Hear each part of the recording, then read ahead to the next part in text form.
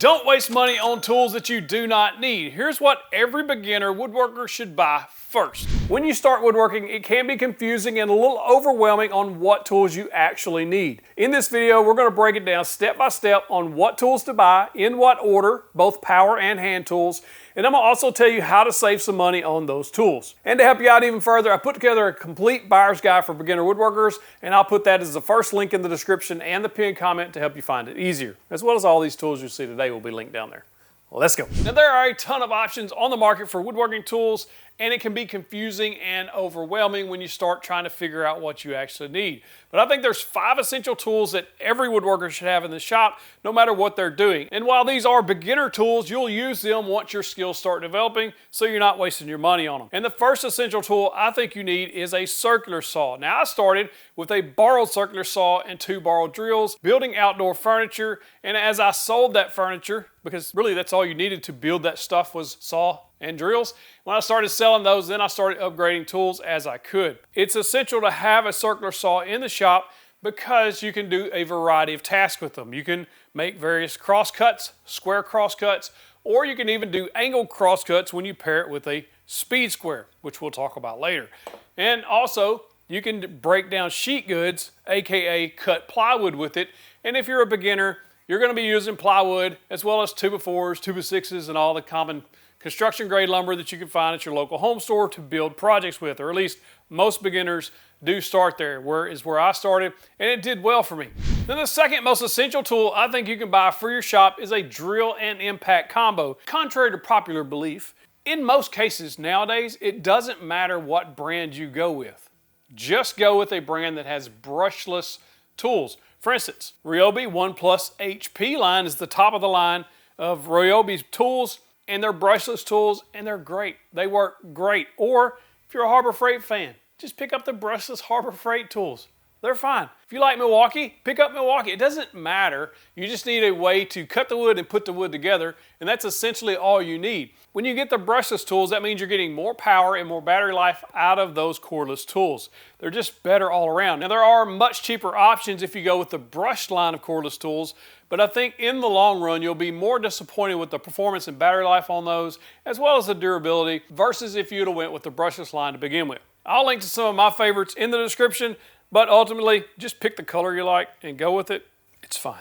The third essential power tool that you need in the shop is a random orbital sander. I think this one's the best one, under $100. This is a DeWalt. It usually runs about $80-ish, give or take a little bit depending on the sales. It's a great sander, variable speed, just an all-around fantastic sander. You can also check out the Craftsman. It's only about $30 less. It's the exact same sander as far as I'm concerned as this sander. It just doesn't have variable speed. Variable speed's nice to have, not mandatory, but you absolutely need a sander if you're going to be woodworking, and these are some of the best in my opinion. Now, there are some that I didn't like. I tested like 15, 16 different sanders, and I found that those 2 were probably the best. Milwaukee makes a good one as well, and recently the M12 Milwaukee sander. If you have the budget, you don't need this. It's a 6-inch sander. It's very expensive, but it's also very nice. But you don't need to spend a lot of money to get a good finish, and I think that's where these more budget-friendly options come into play. Now, after those essential tools, I think there's 2 more that are vital to a very good,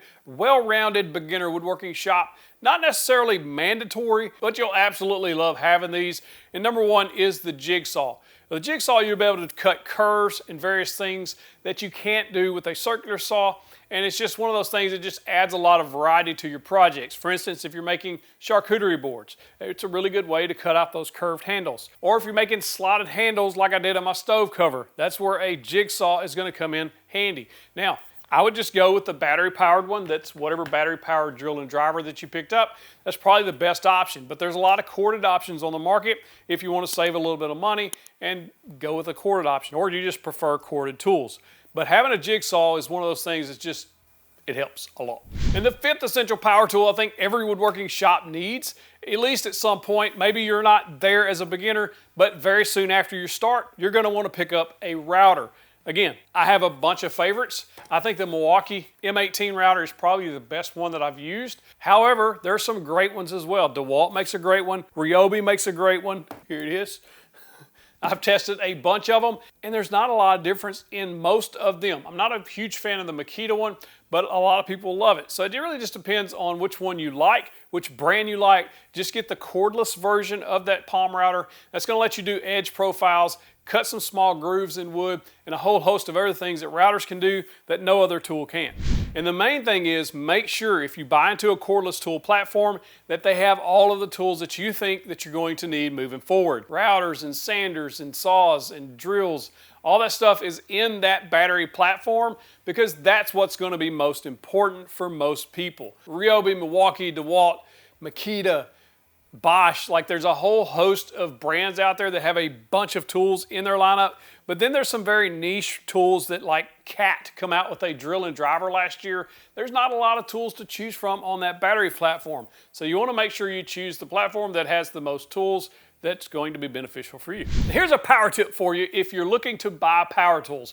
Number one, you can save money if you buy combo kits, but there's a pitfall there that we'll talk about later that you'll want to avoid. But if you get a combo kit with, say, a drill, a driver, and a circular saw, you'll likely save money versus buying them all individually, especially if they come with chargers and batteries and all that stuff. Most combo kits are going to come with 2 batteries and a charger, and that's going to be plenty to get the job done with your circular saw and your drill and driver. The next power tip is one of the main tools that I wanted to purchase not long after I started woodworking was a miter saw. There's some very good budget options out there. The Skill, I think, is probably the best budget miter saw on the market. I love that thing. I think it was a fantastic saw. There's also some very expensive models out there. It just depends on where you're at in your budget and what you want or feel comfortable spending on a miter saw. Skill's a great start. The DeWalt right there behind me, the DWS779, is a very good miter saw that I've had for years. But again, it's going to come down to what miter saw or what brand miter saw that you really like. There's a ton of options. I think the Skill's a good beginner option. DeWalt's next level up. And if you want some space saving, in other words, they don't have the sliding rails on the back, you may want to look at Makita, Festool, or Bosch. Now let's talk about hand tools. Now, every woodworker on earth, as far as I'm concerned, needs a few essential hand tools that you're going to use all the time and that's going to last you for a long time. First and foremost is a tape measure. Now these are very inexpensive tools. I like to have a few laying around the shop because I lose them all the time. So you'll notice I keep them handy. One of the most popular tape measures that I've shown on the channel that a lot of people love, and I do too, is the Fast Cap Lefty Righty.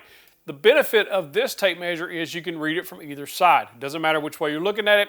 That's very handy. And also it does have increments marked on there from 1/16 all the way up to 15/16 if you're in imperial measurements. If you're in a metric, I'm not, but I'm sure they have a metric version of this. But if you're looking at imperial, a lot of people, especially beginners, don't know what a 3/8 is or what a 5/8 is. The great thing about this tape measure is it's already on there, so you'll know. If you look at 6 3/8 and make the mark, when you go take this to the miter saw to lay out your board, you can just mark 6 3/8 without having to count the little marks. They also make a standard version, Fast Cap Old Standby. This is one of my favorites as well, and it doesn't have those markings and it only reads from one way, just like most standard tape measures. So depending on your preference, I'll link both of those in the description. They're both great little tape measures, and they're less than 10 or 15 bucks. Very inexpensive, very good quality. The next essential tool that I think every woodworker should own is the Swanson Speed Square. Often imitated, never duplicated, is the Swanson Speed Square. I've owned one of these squares since 1995. I think it was this one. It has white paint on it. All my tools had white paint on the construction job site because I like to keep up with my stuff. And this is one of them. These things are absolutely amazing, and they're very inexpensive, and you can do a ton of stuff with them. Not only can you draw square lines, not only does it have a shoulder to help you scribe lines, it also has degrees marked along the hypotenuse, the long side of that triangle, and that lets you lay out angles. For instance, if I needed to cut a 10-degree angle, I can lay that out, hold that square on the 10-degree angle, use my circular saw, and cut that 10-degree angle. Because all the outdoor furniture I was building had a 10-degree angle on the feet. And that's what I used to get that done when I didn't have a miter saw. Speed Square is absolutely amazing. This is one of the first squares I think you should buy.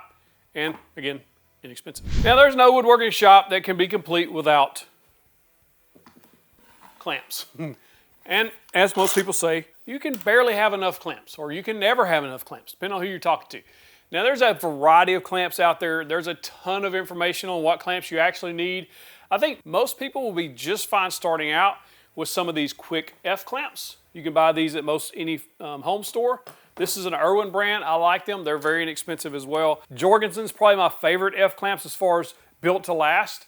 Not a huge fan of the longer F clamps at Harbor Freight, but I am a big fan of the Harbor Freight parallel clamp. So it just depends on what clamp you're looking for. But I think most beginners should stick to getting a few of these F clamps, these F style bar clamps, and some pipe clamps depending on what you're making. If you're building tabletops like coffee tables, end tables, even dining tables, or if you're making cutting boards, that sort of thing, pipe clamps are absolutely amazing and they're very inexpensive. I like the Bessie brand, that's what I own, and then you just pick up some 3/4 inch pipe or 1/2 inch pipe depending on which pipe clamp you went with, 1/2 or 3/4. I think 3/4 is probably the best for most people. You can build a whole bunch of stuff with those and these F clamps. You can also pick up some quick clamps, little quick squeeze clamps. They're also handy just for holding things in place. When you're starting out, don't overcomplicate it. Just get a few clamps. You're just going to need a way to basically squeeze that wood together while you're assembling it. Otherwise, you can upgrade and get different clamps as you grow in your skills and understand why you would want to use those clamps. Parallel clamps are also great for tabletops, cutting boards, that sort of thing. But for most people, I think starting with pipe clamps is the better option because they're more affordable and you can just get the different lengths of pipe that you need, 36 inch or even up to 50, 60 inch clamps, depending on how wide of a panel you need to glue up. Pipe clamps are probably the most versatile and least expensive ones you could get. And then of course these bar clamps. Matter of fact, I started with just this right here, these right here. These are Irwins I started with. All that glue's dried on the handle.